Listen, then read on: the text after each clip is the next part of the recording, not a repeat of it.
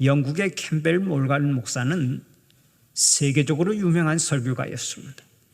그 목사님 부부는 아들 네 형제를 두었는데 그 네 형제 모두가 아버지의 뒤를 이어서 목사가 되었습니다. 게다가 모두 다 훌륭한 설교가로서 성도들에게 큰 감동을 주었습니다. 하루는 아버지의 생일을 맞이해서 네 형제가 함께 모여 축하의 자리를 마련했습니다. 그렇게 되니까 한 방에 대설교가가 무려 5명이나 모인 셈이 되었습니다. 그때 그 생일잔치에 초대된 친척 한 사람이 거기 모인 5명의 목사들에게 이렇게 물었습니다. 이 방에 있는 사람들 중에서 누가 설교를 제일 잘합니까? 아주 곤란한 질문을 던졌습니다. 정말 난처한 질문이었죠. 그런데 아들들은 의논할 것도 없이 일제히 이렇게 말했습니다. 바로 저희의 어머니이십니다. 저희의 어머니가 가장 설교를 잘하시는 분입니다. 그때 캠벨 몰간 목사님도 빙그레 웃으면서 맞습니다. 제 아내가 최고의 설교가입니다 하고 수긍하였다는 그런 이야기가 있습니다. 자녀들을 전부 다 훌륭한 설교가로 성장시켰으니 그 어머니가 최고의 설교가요 교육자라고 하는 것을 모두 다 인정했던 것이죠. 자녀는 하나님께서 주신 최고의 기업이요 최고의 선물입니다. 그러나 그 자녀가 하나님의 품 안에서 바르게 자라고 하나님의 영광을 높이 드러내야 최고의 기업이 되고 최고의 선물이 되는 것입니다. 그렇다면 부모된 이들의 자녀 교육이 얼마나 막중한지 모릅니다. 부모가 자녀를 어떻게 교육하느냐에 따라서 자녀가 복된 삶을 살 수도 있고 그렇지 못한 삶을 살아갈 수가 있는 것입니다. 오늘의 본문을 보십시오. 본문에 나오는 한나는 자녀 교육에 성공해서 자녀를 하늘의 별처럼 빛나게 하는 어머니가 되지 않았습니까? 한나는 결혼을 한 후에 자식이 없어서 마음이 슬픈 사람이었습니다. 그런데 그녀에게는 남에게 없는 큰 믿음과 영적 지혜가 있었습니다. 자녀는 사람의 힘으로 낳는 것이 아니라 그 근원이 하나님께 있다고 하는 것을 알았습니다. 그래서 하나님의 전에 올라가 간절히 기도했고 그 응답으로 귀한 아들 사무엘을 선물로 받았습니다. 그 한나는 자신이 소원한 대로 아들을 하나님의 전에 데리고 가서 엘리 제사장에게 맡겼습니다. 젖을 떼자마자 자식을 떼어놓아야 하는 마음이 얼마나 아팠겠습니까? 그러나 자식을 훌륭한 하나님의 자녀로 키우기 위해서 그녀는 기꺼이 그 아픔을 감수했습니다. 그 희생과 사랑이 훗날 사무엘이라고 하는 위대한 영적 지도자를 탄생시킨 것입니다.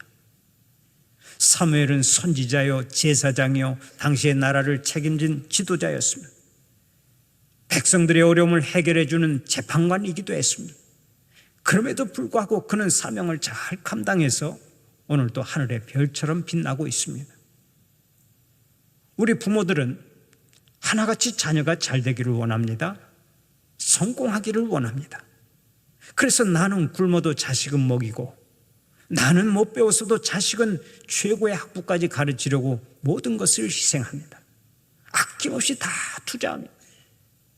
그러나 그렇다고 해서 우리의 모든 자녀가 잘 되고 모든 자녀가 부모를 기쁘게 해드리는 것은 아니죠. 최선을 다해 가르쳤는데도 하나님을 기쁘시게 해드리지 못하는 경우가 종종 있습니다. 도대체 왜 그렇습니까? 다른 데 문제가 있는 것이 아닙니다. 신앙교육에 실패한 것이 최고의 요인입니다. 인간은 하나님께로부터 왔습니다. 하나님께서 보내셔서 오늘 내가 여기 있는 거예요. 그렇다면 하나님의 품을 떠나 어디에 가서 성공을 기대하겠습니까? 하나님께서 뜻하신 대로 교육하지 않으면 자녀는 복되게 살아가는 일을 기대할 수가 없는 것입니다. 그런 의미에서 오늘 한나의 신앙교육에 주목할 필요가 있습니다. 믿음의 여인 한나에게는 특별한 신앙교육이 있었기 때문입니다. 그녀의 신앙교육으로 한 시대를 풍미한 영적 지도자 사무엘이 나왔다면 우리는 그녀의 신앙교육을 주목해야 합니다. 한나는 신앙교육을 어떻게 시켰습니까? 첫째로 하나님께 열심히 데리고 나왔습니다. 하나님께 열심히 데리고 나오는 신앙교육을 시켰다는 말씀입니다. 오늘의 본문 24절 25절을 보면 이렇게 말씀하죠. 젖을 뗀 후에 그를 데리고 올라갈새 숫소 3마리와 밀가루 1에바와 포도주 1가죽부대를 가지고 실로 여호와의 집에 나아갔는데 아이가 어리더라. 그들이 숫소를 잡고 아이를 데리고 엘리에게 가서, 한나는 사무엘을 훌륭한 인물로 키우기 위해서 그를 하나님께 데리고 가야 한다는 것을 알았습니다. 그래서 아이가 젖을 떼자마자 하나님의 전으로 데리고 가 거기서 살게 하고 엘리 제사장 앞에 두었습니다. 말이 그렇지 이것이 얼마나 어려운 결단입니까? 한나는 오랫동안 자식이 없이 살았습니다. 무자식이 상팔자란 말도 있습니다마는 그 말은 자식이 있는 사람 얘기고 자식 없는 부모의 슬픔은 말로 표현할 수 없는 것입니다. 마음이 괴롭고 원통했던 한나는 눈만 뜨면 성전으로 달려나가 눈물로 기도했습니다. 하나님, 왜 제게는 자식을 주지 않습니까? 앞집 여자도 자식이 있고 뒷집 여자도 자식이 있고 옆집 여자도 자식이 있는데 왜 저에게는 자식을 안 주십니까? 주의 여종의 고통을 보시고 저에게 자식을 주시옵소서. 이렇게 눈물로 기도했습니다. 이 기도의 응답으로 아들 사무엘이 태어난 것입니다. 그러니 아들이 얼마나 귀했겠습니까? 금이야 옥이야 하면서 귀하게 키웠을 것입니다. 아들을 땅에 내려놓지도 않을 만큼 귀하게 키웠을 것입니다. 그런데 그 귀한 아들이 젖을 떼자마자 성전으로 보냄을 받아서 성전에서 자라게 되었습니다. 아들을 하나님께 바치기로 소원했고 또 그것이 최고의 신앙 교육이라고 하는 확신이 있었기 때문에 기꺼이 아들을 성전으로 보냈던 것입니다. 오늘 여기에서 우리는 성공적인 신앙 교육의 비결을 하나 배울 수 있습니다. 그것이 뭔지를 아십니까? 우리의 자녀를 일찍부터 하나님께 붙들어 매는 것이 그것입니다. 인생의 주인 되신 하나님께 나의 자녀를 데리고 가는 것이 가장 좋은 신앙 교육이라는 얘기입니다. 생각해 보세요. 하나님의 전에 나아가고 하나님께 바짝 붙어 있어야 하나님께서 친히 그에게 말씀하시고 복을 주시고 그 인생을 책임져 주실 것 아니겠습니까? 아무리 재능이 많고 똑똑하고 잘났어도 인생의 주인 되신 하나님 앞에 나아오지 않으면 이미 실패는 정해져 있는 것입니다. 그러므로 우리는 먼저 자녀를 하나님께 꽉 붙들어 매야 합니다. 하나님 앞으로 잘 인도해야 합니다. 그것이 우리 부모의 신성한 의무입니다. 우리가 한나처럼 자녀를 성전에 맡길 수는 없어도 하나님을 예배하는 교회로 데리고 나올 수는 있습니다. 말씀이 있고 기도가 있고 신앙교육이 있고 찬송이 있는 교회로 데리고 나올 수는 있는 것입니다. 이것이 가장 귀한 교육이요 복받는 교육인 줄 믿으시기 바랍니다. 그런데 요즘 우리 부모의 신앙교육에 빨간불이 들어와 있죠. 학교는 하루만 빠지면 큰일 나는 줄 알면서도 교회는 시간이 날 때만 가는 것으로 생각하는 부모가 적지 않게 있기 때문입니다. 어떤 부모는 고등학교 2학년, 3학년만 되면 잠시 신앙생활은 방학에 들어가도 괜찮다고 여깁니다. 훗날 대학교에 들어가서 다시 시작하면 된다고 말합니다. 그러나 그게 마음대로 됩니까? 많은 부모들이 이렇게 가르쳐 놓고서 나중에 자녀가 잘못되면 그제야 후회하며 눈물을 쏟습니다. 여러분, 혹시 여러분 가운데 시험 기간에는 교회 가지 말고 집에서 공부하라고 집안에 가둬두는 부모가 있지는 않습니까? 절대로 그렇게 신앙교육을 시키면 안 됩니다. 그것은 자녀의 인생을 망치는 교육입니다. 우리가 상황이 어려울 때는 교회 나가지 않아도 된다고 교육시키니까 우리의 자녀들이 장성해서 조금만 어려워져도, 조금만 상황이 어려워져도 교회에 나가지를 않는 것입니다. 기억하세요. 자녀의 신앙교육은 어려서부터 시키되 바르게 시키고 철저하게 시켜야 합니다. 일찍부터 하나님께 붙들어 매는 신앙교육이 가장 중요하기 때문입니다. 그런데 오늘 또 많은 사람들이 헛된 일에만 열심을 냅니다. 언젠가 서울 강남에서는 자녀들이 영어를 잘할 수 있도록 혀를 늘려주는 수술을 시켜주는 것이 유행한 적이 있었습니다. 영어의 R 발음과 L 발음을 정확하게 알 수 있도록 혀를 서양인처럼 늘려 빼주는 그런 수술을 해주는 극성스러운 부모가 있었다는 얘기입니다. 저도 정확히 R하고 L 발음이 잘 안 되는데요. 본토 발음을 내기 위해서 그렇게 혀를 늘여 빼주는 그런 수술을 했다는 얘기인데, 그렇게 혀를 늘여 빼면 영어는 잘할지 몰라도 한국말은 어떻게 하라고 그랬는지 모르겠습니다. 잊지 마십시오. 영어를 잘하는 것도 중요하고 출세하는 것도 중요하지만 정말이지 가장 시급하고 중요한 것이 있습니다. 그것이 바로 자녀들을 하나님의 말씀대로 살도록 안내하는 신앙교육입니다. 우리가 아는 대로 어린아이의 마음은 백지와 같죠. 백지와 같은 아이들의 마음판에 다른 글씨가 새겨지기 전에 먼저 하나님의 말씀을 새겨 놓아야 합니다. 하나님의 형상을 그려놓으면 그 마음은 하나님의 말씀으로 가득해서 그 외에는 다른 것들이 그 마음에 들어오지를 못하는 거예요. 지금은 당장 힘들고 어려울 수도 있습니다. 그러나 우리의 자녀들을 계속해서 하나님의 전에 데리고 나오고 자녀들을 하나님께 붙들어 매기만 하면 하나님께서 우리의 자녀들을 평생 붙들어 주시는 줄 믿으시기 바랍니다. 요즘은 자녀를 양육하는데도 구비해야 할 유아용품이 얼마나 많은지 모릅니다. 아기 침대에서부터 시작해서 유모차, 아기 옷, 젖병, 유축기, 신생아 카시트, 아기 체육관, 아기띠, 바운서, 보행기, 걸음마 굴림대, 아기 의자, 아기 말, 아기 식탁 의자, 모빌, 유아용 책, 각종 장난감 등등 유아용품이 수십 가지, 수백 가지가 됩니다. 저도 손자, 손녀가 몇 명 있어서 제가 잘 아는데요, 그 자녀들에게 갖다 주어야 할 유아용품이 얼마나 많은지 몰라요. 저희가 어린 시절만 해도 딸랑이 하나 지어주면 그것으로 끝났는데 지금은 얼마나 많은지 셀 수가 없습니다. 그만큼 자녀에게 투자하는 것이 많다는 얘기입니다. 그리고 자녀를 키울 때 얼마나 정성을 들이는지, 함께 식탁에 앉아서 식사를 할 때 할아버지 할머니가 사용하는 젓가락이나 숟가락으로 아이들 입에 음식을 떠 넣으면 큰일 납니다. 아주 야단이 나요. 비위생적이라는 거예요. 그래서 제가 제 딸들하고 같이 식사할 때 그런 말을 하면, 야, 너무한다. 너무 지나치지 않냐? 너희들 어렸을 때는 아빠, 엄마가 큰 사탕을 입에서 깨트려가지고 입에서 입으로 전달해 줬어. 그렇게 먹고도 잘 자랐어. 그러니까 딸들이 하는 얘기가, 그러니까 어린 시절에 저희들이 더 많이 아팠는지도 몰라요. 그렇게 비위생적으로 살았으니까 우리가 좀 더 건강하게 살 수 있는데 혹시 배가 아파서 들어 누웠다면 그것이 원인인지도 몰라요. 그러면서 절대 그렇게 하면 안 된다는 거예요.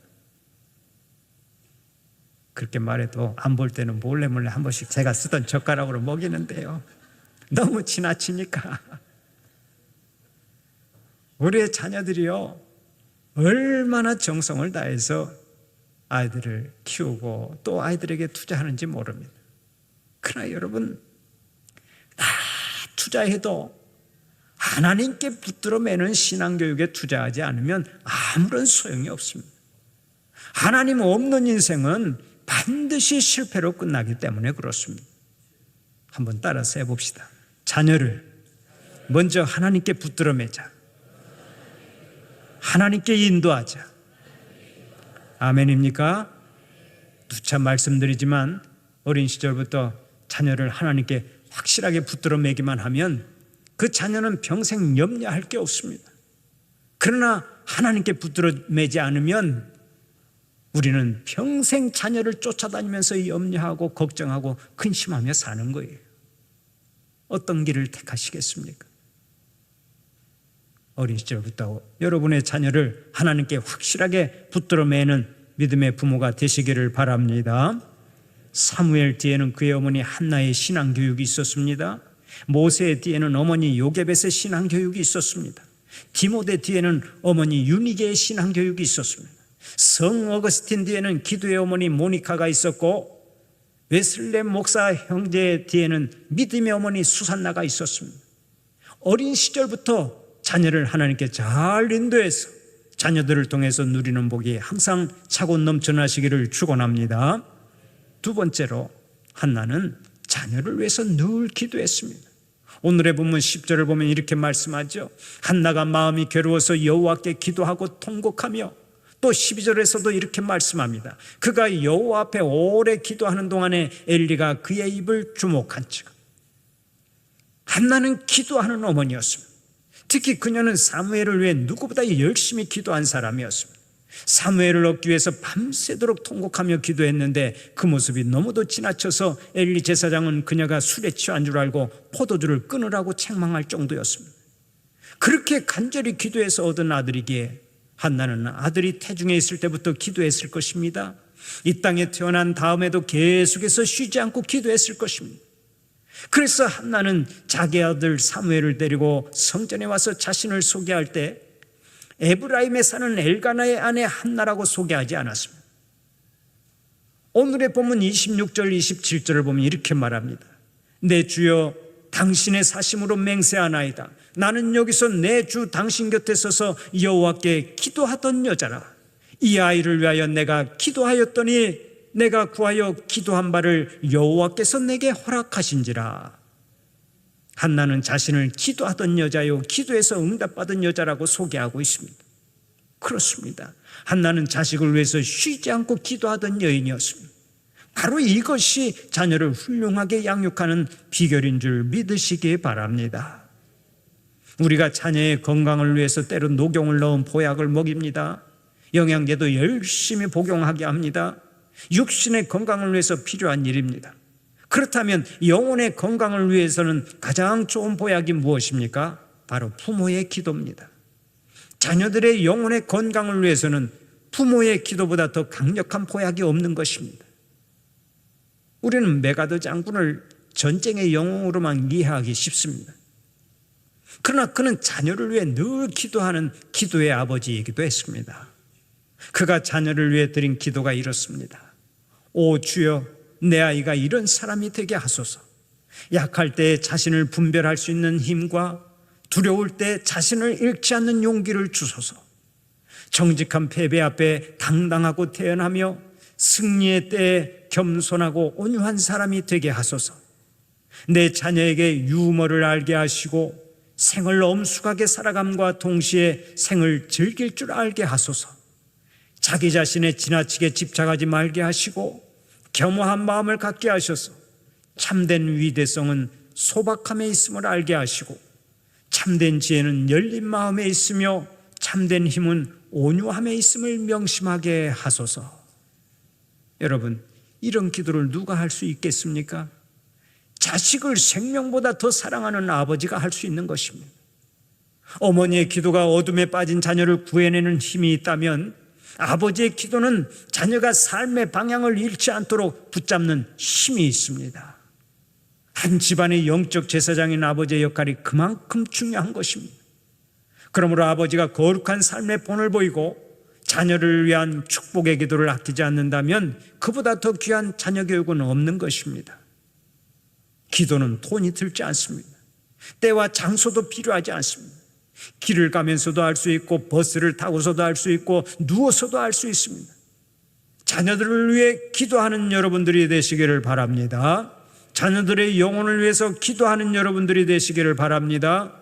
자녀들의 장래를 위해서 기도하는 여러분들 되시기를 바랍니다. 자녀들의 삶 전체를 위해서 언제나 기도를 저축해 두세요. 기도는 우리가 자녀들을 위해서 투자할 수 있는 최고의 복입니다. 하나님께서 우리 자녀들을 도와주셔야 우리 자녀들의 앞길이 열립니다. 하나님께서 도와주셔야 우리의 자녀들이 형통할 수 있습니다. 이삭은 하나님께서 도와주시니까 어디를 가서 땅을 파든지 거기서 샘물이 펑펑 쏟아지는 복을 받았습니다. 사랑하는 우리 성도들도 자녀들을 위해 기도할 때 자녀들이 파는 샘마다 샘물이 펑펑 쏟아져 나오는 역사가 있기를 간절히 축원합니다. 마지막으로 한나의 부모는, 한나와 그의 남편은 부모로서 신앙의 본을 보였습니다. 오늘의 본문 27절 28절을 보면 이렇게 말씀합니다. 이 아이를 위하여 내가 기도하였더니 내가 구하여 기도한 바를 여호와께서 내게 허락하신지라. 그러므로 나도 그를 여호와께 드리되 그의 평생을 여호와께 드리나이다 하고 그가 거기서 여호와께 경배하니라. 한나는 기도해서 얻은 아들 사무엘을 엘리 제사장에게 맡기면서 여호와께 경배를 드렸다고 말씀하죠. 하나님께서 주셨으니까 하나님께 바칩니다 하는 심정으로 어린 사무엘을 하나님께 바쳤습니다. 여러분, 그때 사무엘이 어린 나이에 얼마나 힘들었겠습니까? 어머니와 떨어지지 않겠다고 울며 보챌 수도 있습니다. 그런데 사무엘상 2장 18절을 보면 이렇게 말씀합니다. 사무엘은 어렸을 때 세마포 에봇을 입고 여호와 앞에서 섬겼더라. 사무엘은 어린 시절부터 여호와를 섬기고 교회를 섬겼습니다. 사무엘은 세마포 에봇을 입고 어린 나이에 이미 제사장 훈련을 잘 받았던 것입니다. 사무엘은 비록 짧은 기간이지만 어머니의 삶을 보고 하나님을 존귀 여기는 신앙을 배웠습니다. 어머니와 떨어지는 것이 슬프지만 하나님이 그보다 더 훨씬 중요하다고 하는 것을 이미 어머니로부터 배웠던 것입니다. 그런 의미에서 생각해 보면 부모의 신앙이 얼마나 중요한지 모릅니다. 부모가 신앙의 본을 보이면 자녀는 그 부모의 신앙을 본받아 살게 되어 있습니다. 흔히 하는 말이 있습니다. 부전자전이요 모전여전이라. 자식은 부모의 거울입니다. 자녀는 부모가 본을 보이는 대로 살아갑니다. 부모가 말씀을 사랑하면 자녀도 말씀을 사랑하고, 부모가 말씀을 우습게 여기면 자녀도 말씀을 우습게 여깁니다. 부모가 깨끗하게 살면 자녀도 깨끗하게 살고, 부모가 지저분하게 살면 자녀도 지저분하게 살아갑니다. 부모가 걸음을 똑바로 걸으면 자녀도 똑바로 걷고, 부모가 팔자 걸음을 걸으면 자녀도 똑같이 팔자 걸음을 걷습니다. 부모가 긍정적으로 말하면 자녀도 긍정적으로 말하고, 부모가 부정적으로 말하면 자녀도 범사에 부정적으로 말합니다. 심지어 부모가 한 손으로 코를 풀면 자식도 한 손으로 코를 풀더라고요. 언젠가 저희 집 딸이 세수를 하면서 코를 한 손으로 풀더라고요. 그래서 이상하다. 코를 풀 때는 두 손으로 풀어야지 어찌 한 손으로 푼단 말인가 하고 혼자 중얼거리다가 어느 날 그 이유를 발견하게 되었습니다. 가만히 보니까 제 아내가 코를 풀 때 한 손으로 풀더라고요. 제가 그것을 보고 깜짝 놀랐습니다. 부모를 닮아도 저렇게까지 닮는구나. 요즘도 한 손으로 푸는지는 잘 모르겠습니다만 하여간 재밌어요. 자녀는 부모의 표정이나 웃음소리나 말투나 작은 행동 하나하나까지 전부 다 담습니다. 그래서 자녀는 부모의 거울이라고 말하는 것입니다. 물론 우리가 자녀들 앞에서 완벽한 모델이 될 수는 없습니다. 그러나 하나님을 경외하는 신앙으로 살려고 애쓰는 모델은 될 수 있고, 신실하게 살려고 하는 모델은 될 수 있습니다. 화목하게 살아가는 모델은 될 수 있고, 기도하는 모델은 될 수가 있습니다. 제 말에 동의하시면 아멘 합시다. 우리가 완벽한 모델은 될 수 없지만 애쓰고 노력하는 모습은 보여줄 수 있다, 그 말입니다. 여러분들이 자녀의 신앙의 모델이 될 수 있도록 힘쓸 때 여러분들의 자녀는 저절로 잘 되게 되어 있습니다. 과일의 좋고 나쁨은 과수원 농부의 솜씨에 달려 있습니다. 마찬가지입니다. 자녀들이 신앙생활에서 성공하느냐 실패하느냐 하는 것은 부모의 신앙교육에 달려 있습니다. 한나처럼 자녀들을 하나님께 잘 인도하고 자녀들을 위해 늘 기도할 뿐만 아니라 부모로서 자녀들에게 신앙의 본을 보여서 신앙교육에 성공하고 하나님 예비하신 복을 충만히 누리는 여러분들이 되시기를 간절히 축원합니다.